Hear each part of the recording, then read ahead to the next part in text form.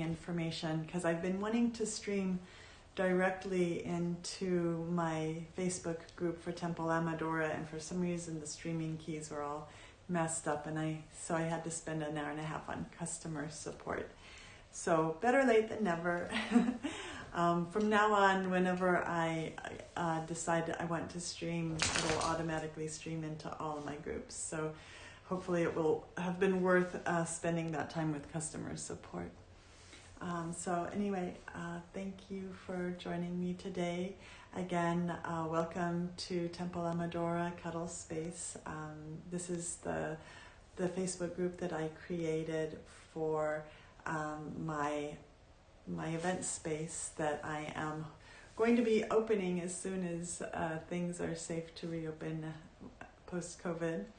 And in the meantime, I'm going to be doing streaming these live meditations. I'm also going to be hosting some virtual online events, and I welcome you to join me for any and all of those. This is also streaming live into my Facebook group called Finding the Silver Lining, which is the support group that I created for supporting each other through this time. And it's streaming live onto my personal and my business page. So if you have not joined one or liked all of those pages, I greatly would appreciate anyone who would go in and join those pages or like them, so that I can continue growing those. So in any case, it's ready for the morning card draw. So I'm just going to see what card comes out today and how that it's going to inspire our meditation this morning. So let's just tap in.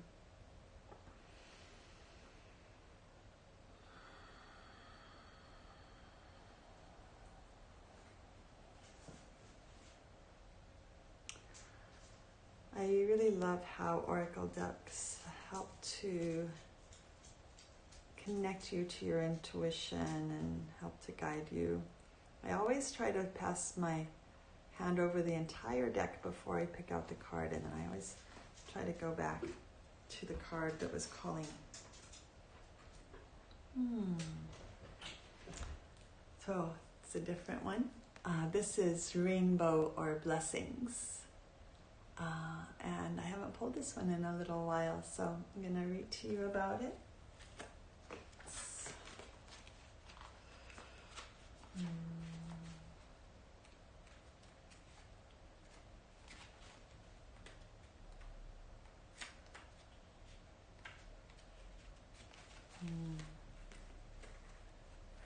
Here you go. And by the way, thank you, Pushkar and Ed and unknown person, for joining us. I'm so excited to see you here. So this card says blessings. A rainbow is created by the collaboration of sunlight and water in the atmosphere. The water droplets become tiny prisms that collectively diffuse and disperse light into a ribbon of colors that is the essence of every hue we're capable of perceiving on this planet. Rainbows symbolize many things, including good luck, a bridge to heaven, and abundance. It's difficult for any of us to ignore the majesty of a rainbow and the gentle power inherent in its display. It's such a simple blending of the elements coming together in perfect visual harmony to create one of the most beautiful sights in all of creation. Although there are diverse meanings attributed to the sight of a rainbow, a common thread is that it offers blessings. The artist of this image created this rainbow to commemorate a friend who had just died.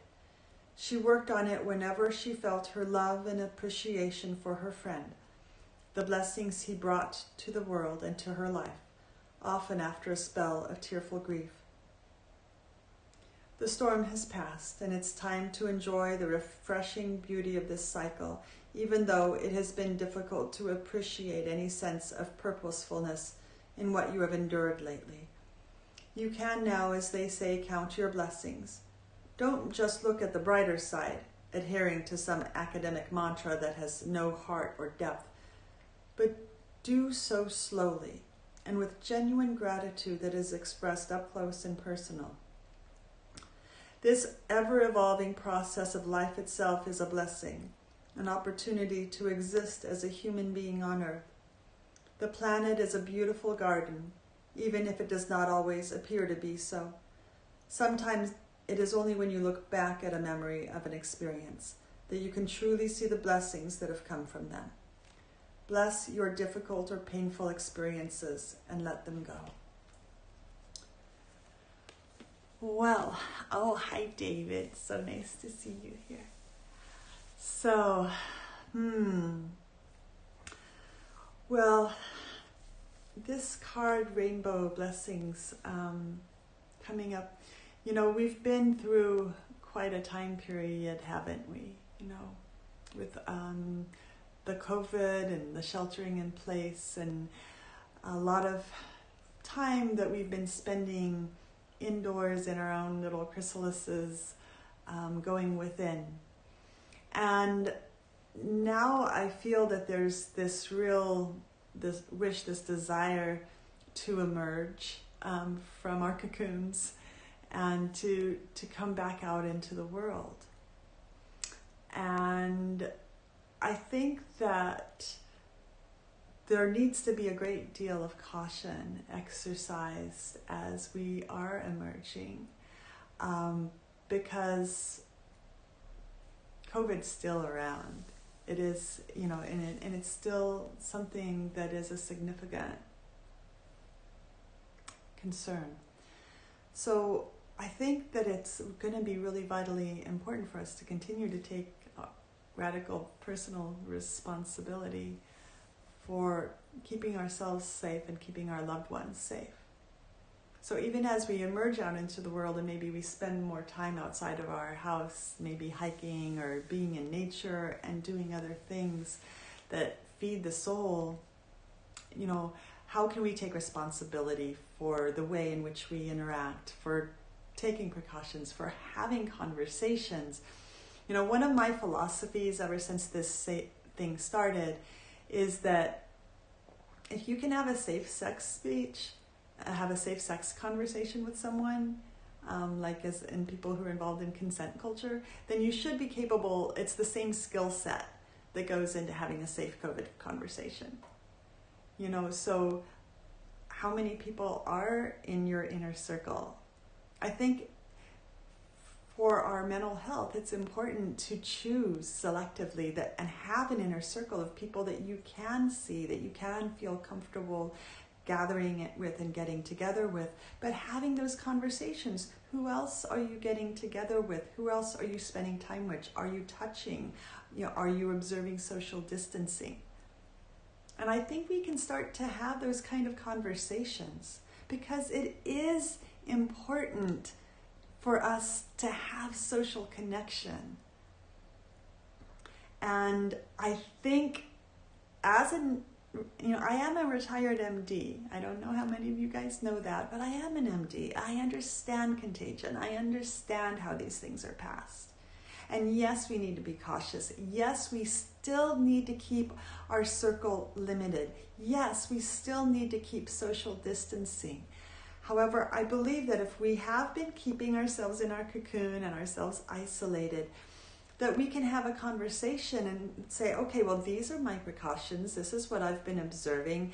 I've been well. Who are you spending time with? How many people are in your pod? And selecting a select pod of people that you are comfortable getting together with so that we don't remain completely isolated. And I think that you have to take radical responsibility.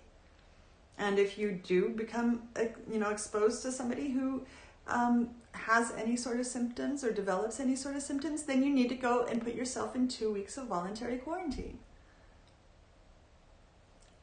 But we need to start having these conversations because mental health is as important as physical health.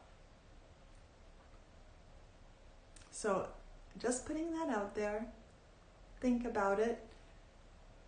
It's not an all or nothing. It's not like we're going to leave our house and have a free-for-all and be French kissing people in the street, okay? We're not going back to the way we were before. We need to do this in a really gradual way.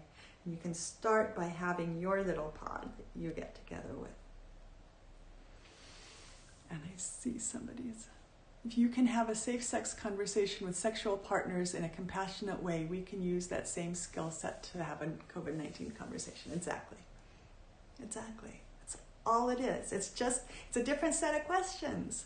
It's not how many sexual partners and have you used protection. Instead, it's like, okay, who are you sharing space with?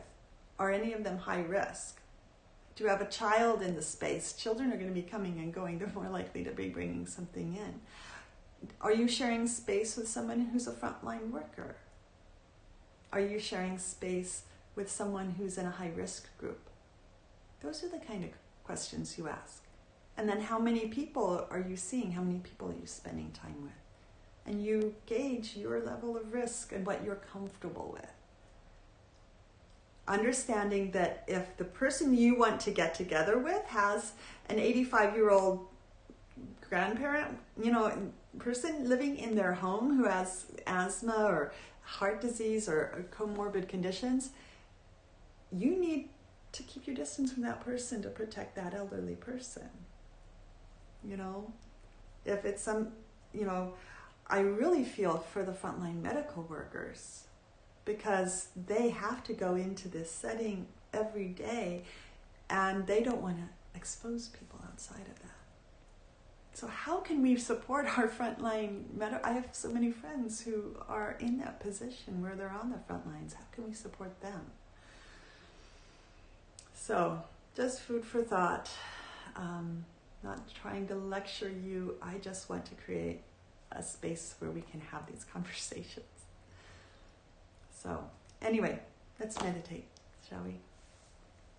So just going within. Tapping in, slowing down your breath.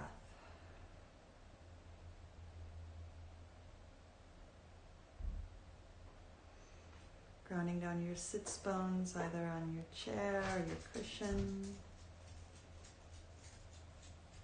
And feeling yourself rooted, grounded, down to the ground. Either some sort of a cord or a root penetrating the earth and grounding you down. Taking a nice deep breath in and holding it at the top. And then exhale.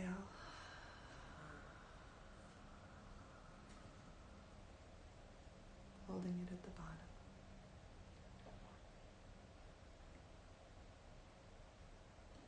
Another nice deep breath in. Holding it at the top.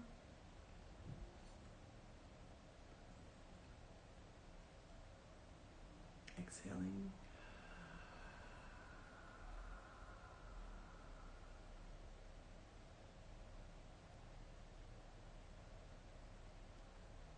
Another nice deep breath in, pulling that energy up through your root, through your second, through your third, and into your heart.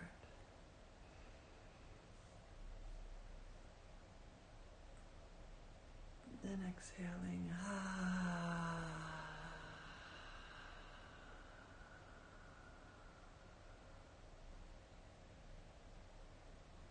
And on the next exhale, opening your crown and pulling that energy down from above and into your heart. Exhaling with a sigh as you open up your throat chakra. And on the next inhale, pulling that energy from above and below and letting it mix in your heart. Opening up your heart, feeling your shoulders pull back and your heart opening. And just dropping into that heart space, going within.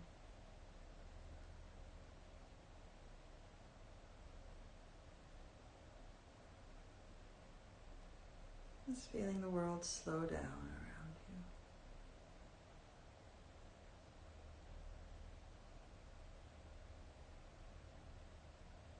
Now if any thoughts come in, just see them as if they're a cloud reflected on a still pond.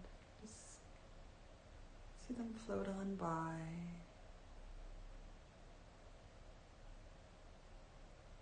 No need to. Just floating on by. There's no need to get hooked into those thoughts.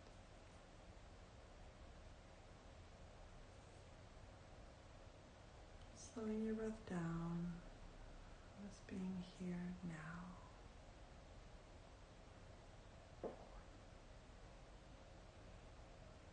And reflecting back over this time of isolation, social distancing.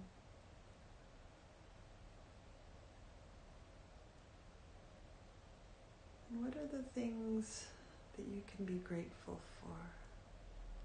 Naming those to yourself. I've been grateful for the opportunity to slow down.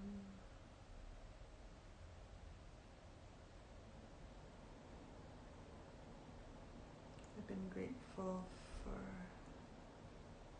the opportunity to strengthen online connections.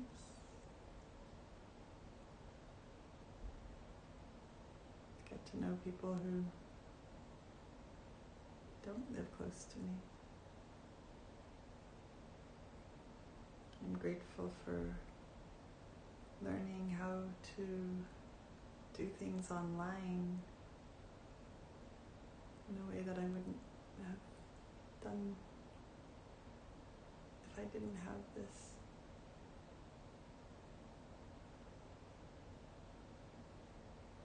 I'm grateful for the opportunity to grow.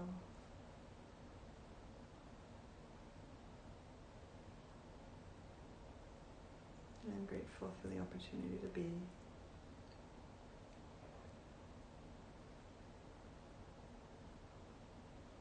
I'm grateful for my new space.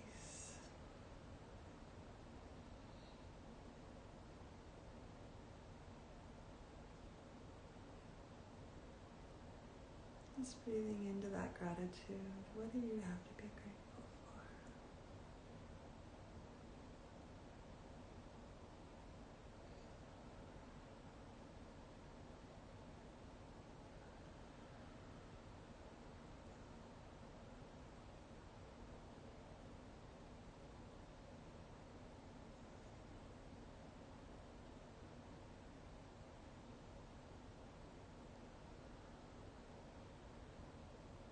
If you've lost someone, is there something you can find to be grateful for that you had that person in your life?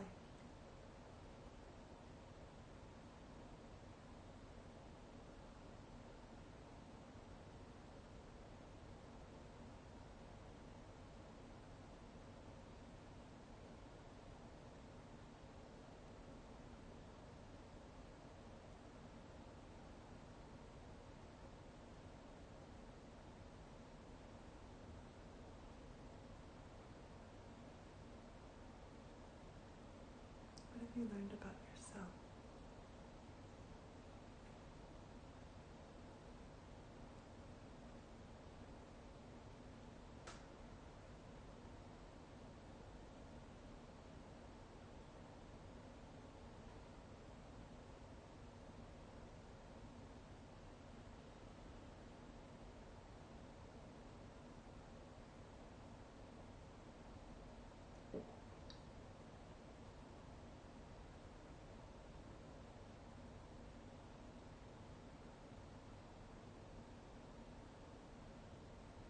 What new practices have you taken on? And how are they supporting you?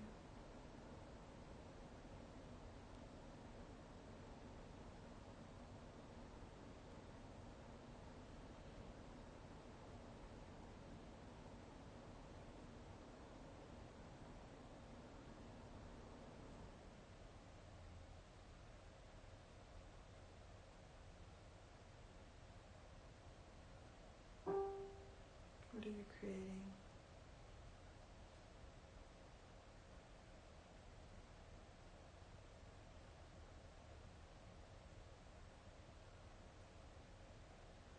Who are you co-creating with?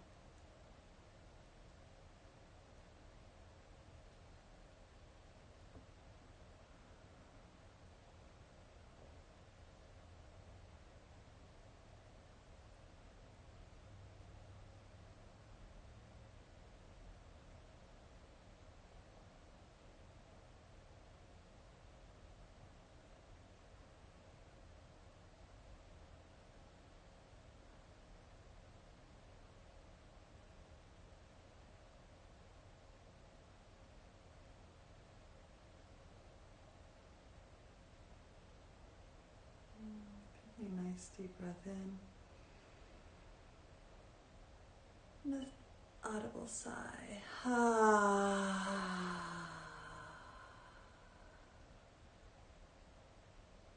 Let's conclude with a nice Om. Deep breath in.